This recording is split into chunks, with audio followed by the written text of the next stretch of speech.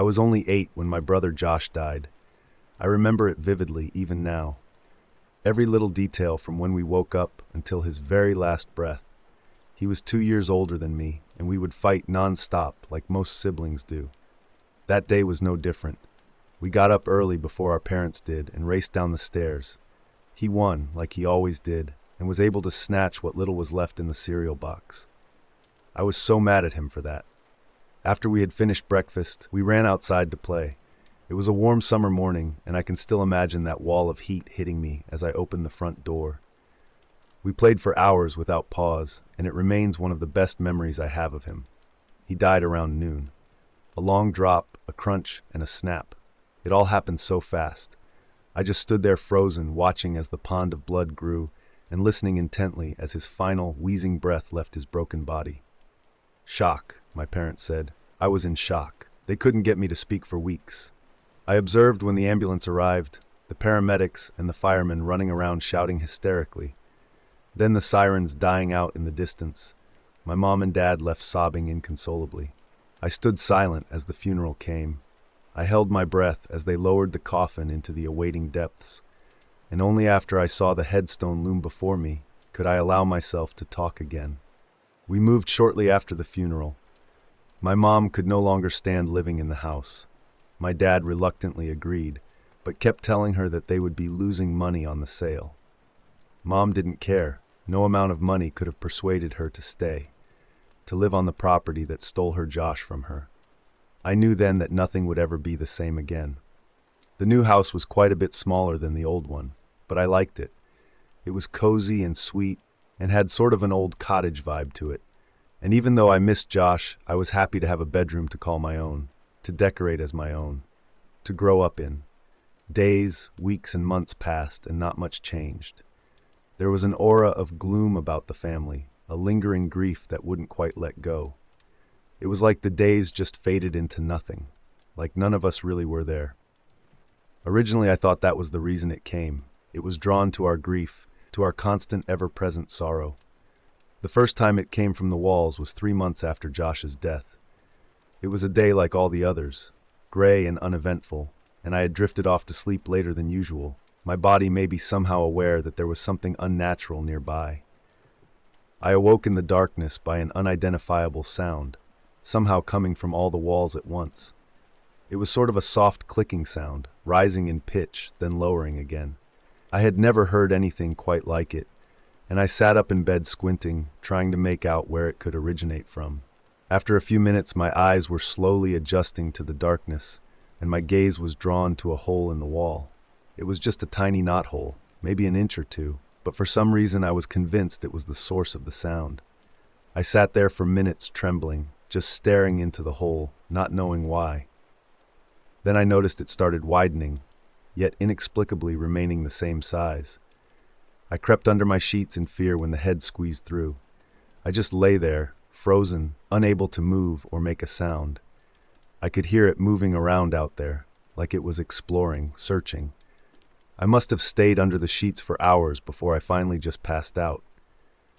The next morning, I jolted awake with a scream, and immediately ran to tell my parents about it. They dismissed it, of course, just some vivid dream caused by an overactive imagination, they were sure. I tried to reason with them, but soon just gave up. They just wouldn't listen. This kept happening for weeks. I would wake up to the soft clicking sound, stare at the hole, and hide under my sheets when I saw the head emerge. I could never get a good look at it. I was far too frightened, but it was completely bald, and the skin had an ashen gray complexion to it.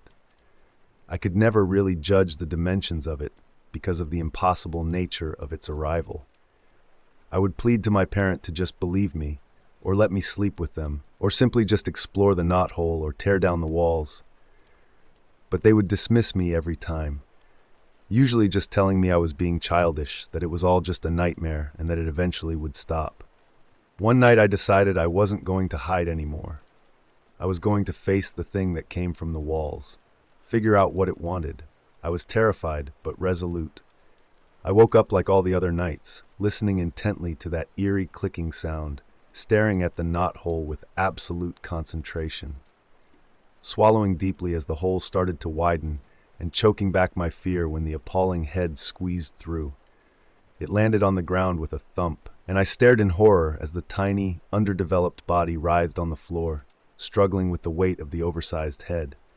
I let out a scream then. I just couldn't hold it in anymore. The creature raised its head strainously, like an alerted animal, and stared directly at me. There was holes. Nothing but holes.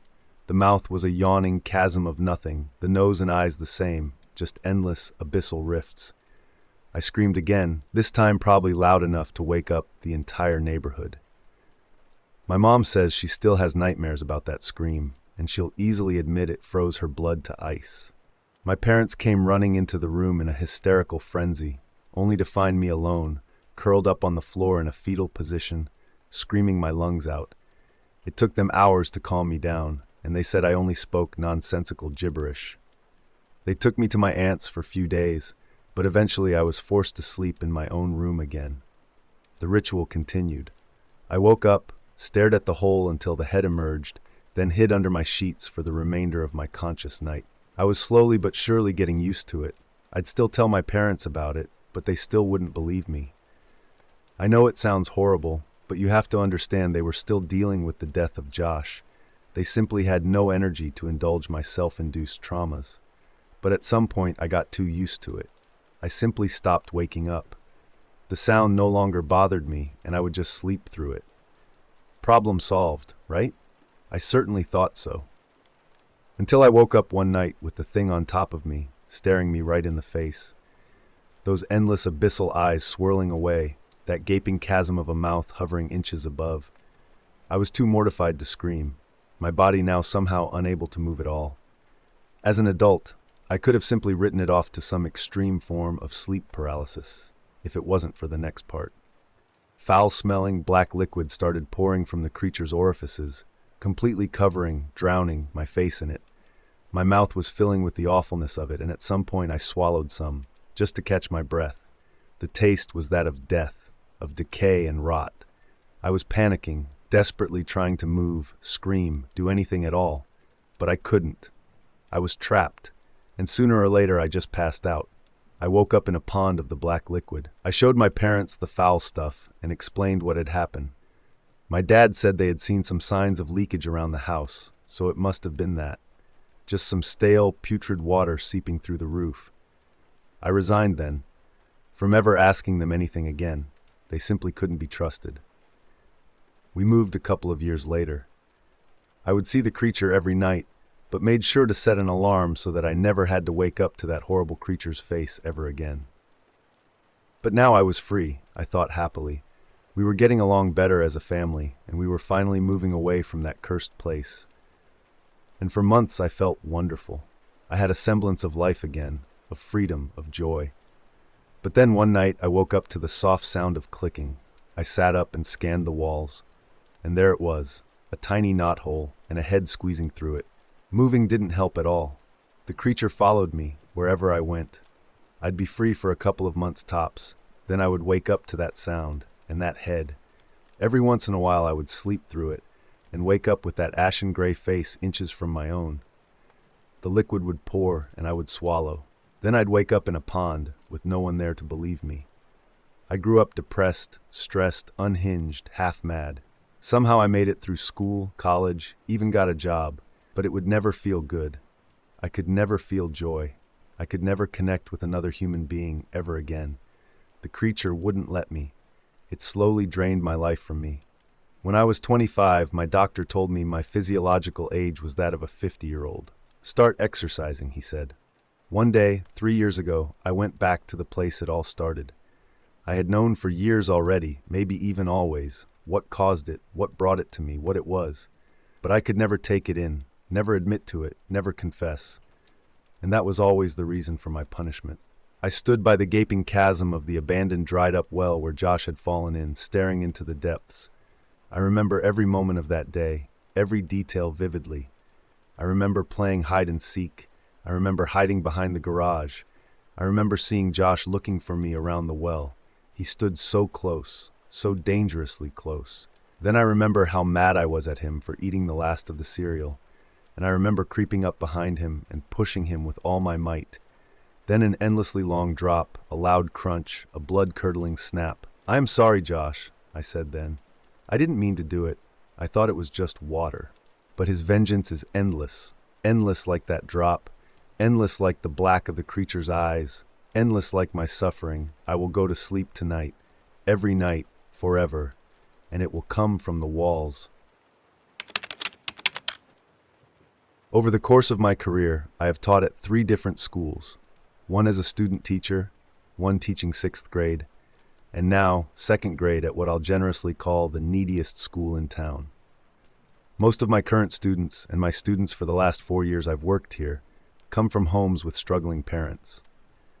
Usually both parents, that is, if they're lucky enough to have 2, work 1 or more low-paying jobs, struggling to put food on their tables and send their kids to school with supplies. I'm no stranger to buying markers to hand out, keeping extra lunches in my desk, and on more than one occasion, bringing clothes to school from the thrift store to keep my kids warm in the winter.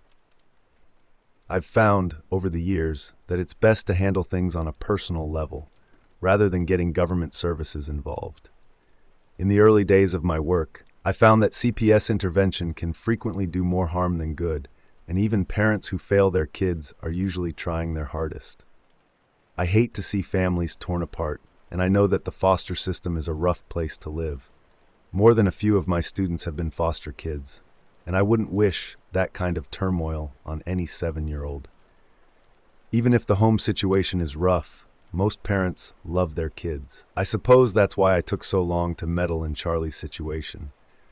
Charlie was a generally well-behaved kid, even though I knew his family was struggling. I got the gist, from the parent-teacher conference that only his mother attended, that his mom was a kind lady, a little too young to have a 7-year-old who worked hard cleaning houses to give her son a good start in life. His father, from what I surmised, was present in body only. Charlie came to school every day, scrubbed clean, with hair combed and his worn-out clothes mended meticulously, despite the fact that he smelled strongly of his father's tobacco. I doubted that his nervous mother, with her neatly braided hair and pressed housekeeper's uniform, was the one smoking enough packs a day to make that skinny boy reek like a line cook. The only time I had to call Charlie's parents was when he missed the bus home one day. The man who answered my call merely barked at me to make him deal with his mistakes, and slammed the line down hard enough to rattle my skull. I ended up walking the boy home that day and met his mother in the driveway coming home from work. She was grateful I had seen him home safely and quickly ushered him inside. I thought I saw the ghost of a bruise on her cheek, but I couldn't be sure. Either way, I watched Charlie like a hawk since that day and never saw any marks on his little pale face. Isn't that how it often happens, that the mother takes the blows for her child? I never had any other reason to doubt that Charlie's mother was caring for him well, until he arrived late for the first time, on a Monday in February. He looked disheveled in a way I was used to from some of my other kids, but not from him in particular. I approached him at the beginning of first recess to ask him if everything was all right. "Sorry, Miss B, I had to walk to school this morning. My mom forgot to wake me up and I missed the bus. I'll be on time tomorrow." His little face looked tired, with faint purple circles under his eyes. I assured him that it was all right. I just wanted to check and make sure he was doing okay. He nodded quickly and ran off to join the other kids on the wood chip playground. As he had promised, he was on time to school the rest of the week. Nothing strange occurred until Thursday, when he shyly approached me at the beginning of lunch period. "My mom told me I could ask you if you had any snacks. There isn't any food in my house right now." "Of course, you can always come to me if you're hungry," I replied, making a conscious effort to keep my voice free from pity. "Is everything okay with you and your mom?" "Yeah, we're okay, I think," he answered quietly, focusing on his shoes.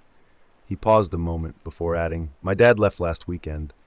I don't think he's going to come back this time." "I'm very sorry to hear that, Charlie." I put what I hoped was a comforting hand on his shoulder. "I'm always here to help you if you need a snack or just somebody to talk to." He nodded solemnly. "Thanks, Miss B. It's okay. My mom just hasn't been able to go to the store this week." He accepted the PB&J I offered and ate with the other kids. I decided I should call home and see if I could offer his mother any help. Hopefully, with her hot-tempered husband out of the picture, she could get back on her feet quickly. I would try to offer all the support I could. My call went to voicemail. "Hi, Mrs. Collins. This is Miss Bell.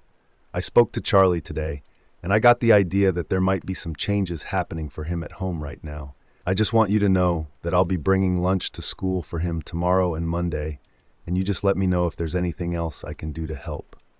Feel free to give me a call back or send a note with Charlie if you'd like. I hope you two are doing well." On Friday at lunch, I gave Charlie a ham sandwich and asked him how his mom was doing. I find that with little boys especially, they're more willing to talk about their troubles if you ask indirectly. "She's all right, I think. I played your voicemail for her, and she said it was very nice of you to call home, but she has things under control." I was confused. "You played my voicemail for your mom?" I asked, keeping my voice lighthearted. "It's pretty cool that she lets you be in charge of the phone." "Yeah, she taught me to use the phone and my own alarm clock," he shrugged. "She said she heard the phone ringing, but she couldn't get to it to call you back." He paused for a moment, thinking about what he wanted to say next. "She's been shut in her room since Dad left." His words made me concerned, but I held my tongue. I've never had a husband leave me, even a deadbeat one, and the kid still looked healthy, even if a bit dirtier and more tired than usual. Besides, he was starting to smell less and less like cigarettes. "All right," I said, leaning back in my desk chair. "Well, your mom knows that if she needs anything, she can let me know." Charlie's words left a pit in my stomach all weekend. I even drove past his house on Saturday, against my better judgment, hoping to see signs that all was well. The lights were on, but I didn't see any sign of the boy or his mother. The only difference from the day I walked him home in November was the lack of beat-up green sedan in the driveway. Whether his mom was working on a Saturday or his piece of shit father took the car was anybody's guess. On Monday morning, Charlie arrived on time, wearing the same clothes as Friday, clearly unwashed. My stomach dropped when I saw him. As poor as she was, I knew his mom to be a pristine type of woman who kept her child well-groomed, if threadbare. When I approached Charlie to give him his lunch, I caught a hint of an odd smell, one I didn't recognize. Fading cigarettes? Unwashed clothes? I wasn't sure. "Charlie, your mom never lets you come to school without your hair combed." I prodded gently. "She hasn't been checking, so I figured I didn't have to," he said sheepishly. "She told me to, but she didn't come out to look." "Well, you should still make sure you do as your mom says," I replied. I honestly wasn't sure what else to say. I dealt with parents who drank too much, parents who couldn't afford to keep the lights on, and parents who vanished into thin air. But I wasn't sure what exactly to do about a mother who clearly cared, but had retreated into some kind of deep depression. My heart ached for the woman, and I wanted badly to speak to her directly. I couldn't keep playing telephone through this innocent boy, who knew exactly how much he understood of the situation anyway. I decided to send a letter home with him that afternoon. I reiterated almost exactly what I said in my initial call home, but added for good measure that I could arrange for Charlie to stay with a friend for a day or two if she needed time to herself, just to get composed. Charlie came in Tuesday morning with his hair combed and his clothes clean, but mismatched. He proudly showed me his 2 different socks. "My mom taught me how to do my own laundry last night," he announced to me proudly. "That's great," I exclaimed, offering a high five. "Did you give your mom the note I sent home?" "I did. I put it under her door like you told me to," he beamed. So she was still hiding away. I worried silently that she might not be going to work either, if she wasn't coming out to send her son off to school. "Great job, buddy," I offered another high five. Charlie opted for a hug instead, wrapping his little arms around my neck. I couldn't help but notice, under the scent of detergent, the same smell as yesterday. I prayed that his mom wasn't slipping into a hoarder situation. I'd dealt with that before, and I didn't look forward to doing it again. Wednesday morning, Charlie looked like he hadn't slept at all. He'd been looking drained all week, but the dark circles on his round face kept compounding, until that morning when he looked positively exhausted. I asked him if he'd been sleeping well when I gave him his sandwich. Since I hadn't heard from Mrs. Collins, I kept bringing him lunch every day just in case. Not really. My mom keeps telling me to sleep in my own bed, but I fell asleep last night after she sang to me in her room. Oh, did you get to sleep in your mom's bed? I asked hopefully. No, I fell asleep on the floor outside her closet. What were you doing on the floor next to the closet? I asked nervously. Well, she sings to me through the closet door. Her voice is real quiet now, so I get close. I guess I fell asleep on accident, 'cause that's where she woke me up this morning. I was speechless. Charlie must have seen the panic flit across my face because he looked upset suddenly. It's okay, Miss B, I promise. I'll sleep in my own bed tonight, and I'll sleep better. He sounded desperate. My mom says I'll be fine. I just have to help her take good care of me. I reassured Charlie and sent him off to recess, but I decided that I would have to talk to his mom in person that day. I couldn't keep trying to deal with this quietly, and I was worried that the situation was getting out of hand quickly. What did he mean through the closet door? I walked Charlie home that afternoon. He was silent for most of the walk, a stark contrast to the other time we'd walked hand in hand together, when he spent the entire time regaling me of the latest Saturday morning cartoons. When we reached his front door, he produced the key on a chain around his little neck and deftly inserted it in the lock, like the experienced latchkey kid he was. It was when he pushed the door open that it hit me. Rot. That was what I had smelled on his sweater this week. It was the smell of roadkill, of a butcher shop dumpster. It was the smell emanating from the little bungalow where I stood on the threshold. Charlie walked right into the house, like he didn't notice the oppressive wall of scent pushing me backwards towards the sidewalk. Mom, he called out inside. I held my coat sleeve over my nose and pushed forwards behind him. Mom? Miss B is here. Silence. The house was completely still, save for the buzzing of a single fly in the kitchen. Charlie walked through the living room and the kitchen to the short back hallway. I crept warily behind him. Mrs. Collins? I called out hesitantly. I scanned the kitchen for the source of the smell, but saw nothing. I'm so sorry to intrude. I just wanted to speak to you directly. I labored to breathe through my mouth, the smell becoming more intense as I moved further into the house. She's in here, Charlie informed me, but she told me I wasn't allowed to come into the closet with her. Charlie, I instructed, my voice wavering, will you go outside and sit on the sidewalk for me? I want to talk to your mom for a second, just us grown-ups, okay? He hesitated. I smiled at him, trying to hide my fear and my overwhelming disgust. He glanced at me and into the bedroom and back at me again. All right, he said, and left the room and went back towards the front door, looking back at me several times. I stood in the hallway, doing my best to look cheerful.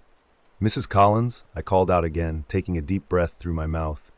My stomach lurched, and I felt the hairs on the back of my neck stand at attention as I crossed the threshold into the bedroom. Mrs. Collins? I practically whispered, facing the slatted white doors of the closet. Nothing. The room was silent, save for the rushing of my blood in my ears. I stared into the dark gaps between the wooden slats. I felt as if there were eyes on me, burning as they returned my gaze, but I saw nothing. As quick as I could, I pushed down my terror and whipped open the door. Are you Miss Bell? The officer asked. I looked up at him from where I sat on the frozen lawn, my arm around Charlie. I nodded, staring back at my shoes on the edge of the sidewalk. Yes, I'm the one who called. I heard the rattle of the gurney as the EMTs brought it through the front door. I pressed Charlie's head into my shoulder so he couldn't turn to see. I squeezed my own eyes shut, as I had seen enough already. A female officer took Charlie from me and sat him in the back of a squad car. I sat still on the cold grass, feeling the ice slowly melt into my polyester work slacks. You said you spoke to his mother yesterday evening? The officer questioned, standing in front of me on the broken concrete squares. No, I said Charlie spoke to his mother yesterday evening. I called the house on Thursday and she didn't pick up. Everything was relayed to me through him. Okay, and when did Charlie say his father took off? Saturday before last. I found out that Monday. I swallowed hard. Silence hung in the air as I watched the red and blue lights bounce off the houses before I spoke again. How long do you think she was in there?" The officer let out a long breath through his teeth. The scent of Mrs. Collins still hung in the air with the front door left open. "My best guess, 2 weeks." I nodded again, shutting my eyes but quickly opening them again. Every time I closed my eyelids, I saw her there, her eyes wide open and hollow, her mouth agape, her dry fingers wedged in her husband's belt, her flesh peeling wetly off the bone, her feet hovering above the ruined carpet, the remnants of a housekeeper's crisp uniform, stained beyond bleaching, the envelope with my handwriting soaking in red and brown. I changed schools that fall.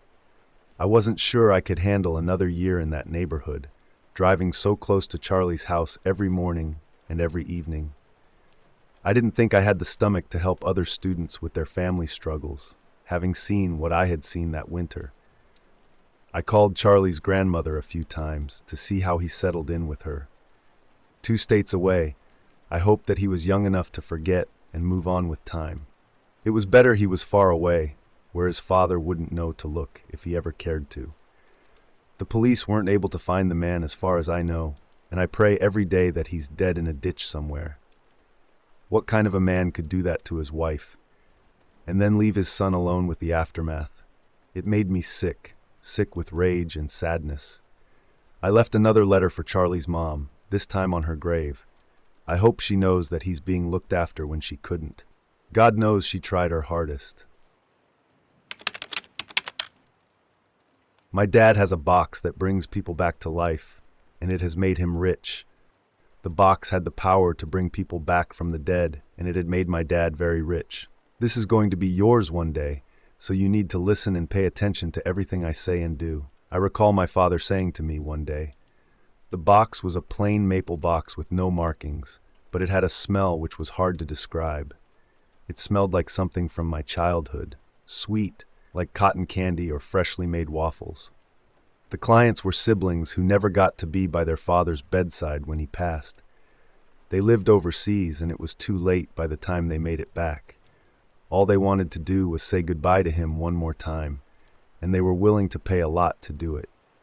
For the box to work, my dad would place a recent photo, the clothes the deceased were wearing when they died, and a precious personal item into the box.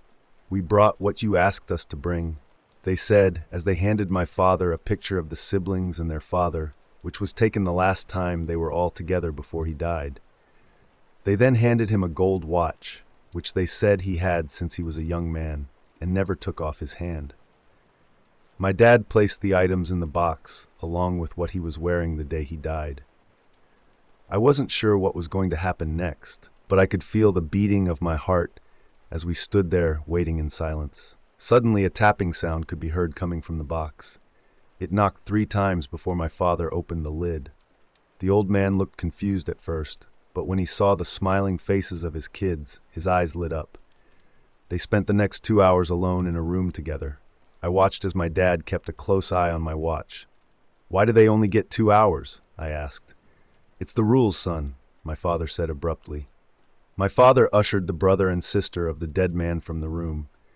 They looked devastated having to say goodbye, but at least they got to finally say it. My first experience with the dead was a strange moment for me. It was terrifying, but also kind of sweet. It was seeing the faces of the grieving families light up as they got to hug their dearly departed one more time. When it comes to the death of a child, parents would empty their bank accounts for a chance to hug their child one last time. The grief-stricken couple had traveled from the other side of the world. The pain of losing their child from a freak accident was etched into their faces. "Did you bring what I asked you to?" my dad softly asked. "This was his favorite toy. He never went anywhere without it," explained the woman. My dad placed all the items in the box before ushering the couple into another. Everyone waited with nervous apprehension. Suddenly the smell of warm memories filled the room as the box started to shake. My dad walked over and took the lid of the box, and a fresh-faced, blonde-haired boy was smiling up at us. His blue eyes were bright and radiant, and he smelled like a newborn baby. "Mommy, Daddy," beamed the young boy as his parents embraced him. My dad kept a close eye on his watch as we sat in the next room. "I hate this part," said my dad with a sullen look on his face. When we entered the room, the smell of a newborn baby was replaced by the stench of rotten meat. The boy's radiant blue eyes were now black as coal and his face deathly pale. We explained the rules. "Mrs. Jefferson, it's time," my dad said as he quickly ushered the boy's crying parents from the room. My dad left me alone in the room with the boy. I watched in horror as the boy screamed in immense pain as his bones contorted and snapped. I remembered the boy's parents telling us he died from multiple fractures when a bookcase in the family home fell on him. The boy's face contorted in agony as he began to crawl unnaturally towards me. My body went stiff with fear as his hands pulled on the end of my jeans. All I wanted to do was scream, but I couldn't make a sound. Suddenly, my dad ran into the room and pulled the dead boy off me. The whole process didn't sit right with me. Watching that poor boy squirm in agony was a sight I never wanted to see again. After the parents had left, my dad picked up the boy as he cried for his parents and carried him from the room. "What are you going to do with him?" I asked. My dad stood silent as a look of guilt radiated from his eyes. "They're dead, son. Why does it matter?" As we stopped at a large steel door, my dad turned to me with a serious expression on his face. "You have to promise one thing. When I die someday, you will never bring me back." Something didn't sit right about the whole process, and I was starting to think my dad wasn't the good person I always thought him to be. A sense of dread crept up my spine as the smell of death hit me. He handed me the keys to the door, as the dead boy in his arms continued to wail in agony. My hands were shaking with fear as I placed the key in the lock. I slowly opened the door, and the sound of agonizing screams was deafening. The room was filled with hundreds of moaning and wailing corpses, some calling out for their loved ones. "It doesn't feel right to just bury them," he said, as he flung the dead boy like discarded rubbish into the pile of the living dead. "People think I'm blind, but the truth is I'm too scared to open my eyes. I think today might be the day we get you to open your eyes," a close-by voice whispered. "I haven't opened my eyes in 10 years. My therapist calls it optophobia, a fear of opening one's eyes. It all started in my teens when I witnessed my parents getting murdered. My life was no different than a blind person. The only difference is they have no choice in the matter. But I had to adapt to life as if I was blind. I use a blind stick to get around. I can tell the difference between different coins just by how they sound. I've learned to read Braille, but when people find out I'm not blind, they either think I'm crazy or they think I'm a joke. It's hard to describe the constant feeling of being scared. I live in a perpetual state of terror. It's like closing your eyes to the scary parts of a horror movie, but for me, I kept them closed. I've seen many therapists over the years. Some have gotten close to helping me overcome my fear, but there is one major obstacle. I've been attending a support group for the past 5 years, and throughout those years, people would come and go. Normally, to overcome your fear, you need to face what it is you are scared of. The success rate for this is high, but how can I face my fear if I'm too scared to open my eyes long enough to face it? I always found my therapist's voice so soothing, and always wondered if the voice matched his face. "I think today you need to explain to me what happened to your parents," my therapist asked me. I could feel the bile rise from my stomach and my hands began to clam up. I've never fully opened up about what happened all those years ago. It was my birthday and my mom had just finished cutting the cake. I'm not sure where it came from or how it got in the house. I watched as it crept up behind my parents. It moved slowly but with murderous intent, a bit like how a lion stalks its prey before it. "What did this creature look like?" he asked. It's like I have a picture of the creature seared into my brain, and I can still see it even with my eyes closed. His eyes were bright red and filled with a murderous hunger, I explained. My hands were shaking and I could feel beads of sweat roll down my back. "Take your time. I promise you are perfectly safe," my therapist said in a soft, caring tone. It was frothing at the mouth, and he had teeth and claws that looked like they could rip you apart. The sound of my therapist's voice had changed to a more concerning tone. "Are you sure it wasn't a man and not an animal?" he asked. "It wasn't a man. It was some kind of beast. People don't move the way the creature moves. and when it was done with my parents, it started to move towards me. I was struck with a paralyzing fear and couldn't do anything but close my eyes. I wasn't sure how long I was sitting there, but the police eventually came, and I haven't opened my eyes since. I could hear the glide of my therapist's pen as he made notes. I believe your phobia is your brain's response to the trauma of what you witnessed. It's protecting you from having to relieve it. Kids process memories differently from adults, and in your case saw the murderer as some kind of monster. I could feel a warming sense of calm rise up from my feet, flooding my brain. I promise you're in a safe environment, and there is no killer or creature in this room, said my therapist in a reassuring tone. I could feel my heart pound as I slowly began to open my eyes. My therapist had kept the room dark to protect my eyes.